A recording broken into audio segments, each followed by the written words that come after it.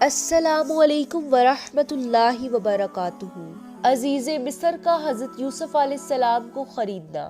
جب قافلے والے حضرت یوسف علیہ السلام کو لے کر سرزمین مصر پہنچے تو انہوں نے اپنے دیگر ساز و سامان کی طرح حضرت یوسف علیہ السلام کو بھی فروخت والے سامان میں شامل کر دیا۔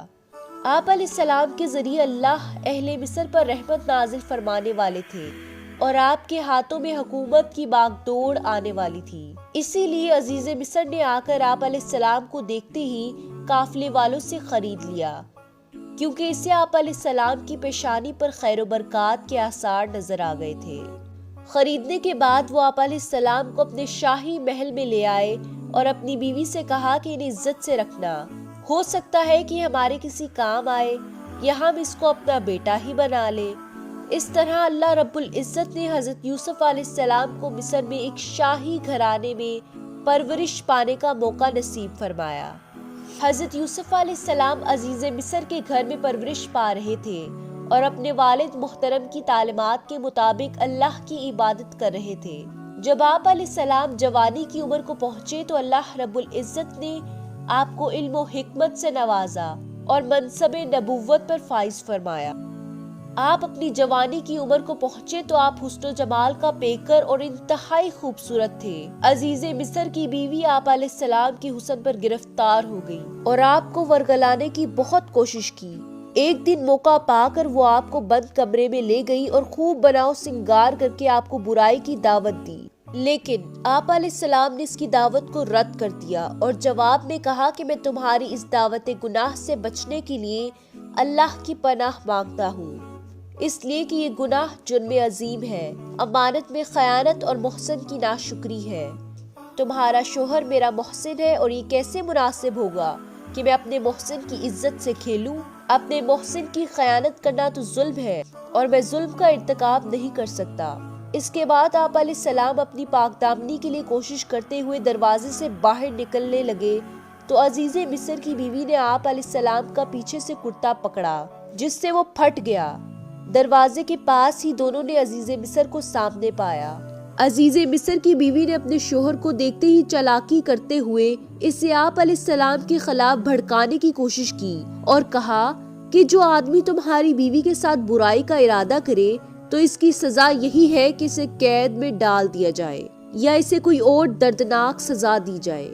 حضرت یوسف علیہ السلام نے بھی اپنے آپ کو بے گناہ ثابت کرنے کی کوشش کی۔ آخرکار عورت کے خاندان ہی میں سے ایک سمجھدار آدمی نے گواہی دی کہ اگر یوسف علیہ السلام کی قمیض آگے سے پھٹی ہوئی ہے تو عورت سچی ہے اور اگر پیچھے سے پھٹی ہے تو یوسف سچا ہے۔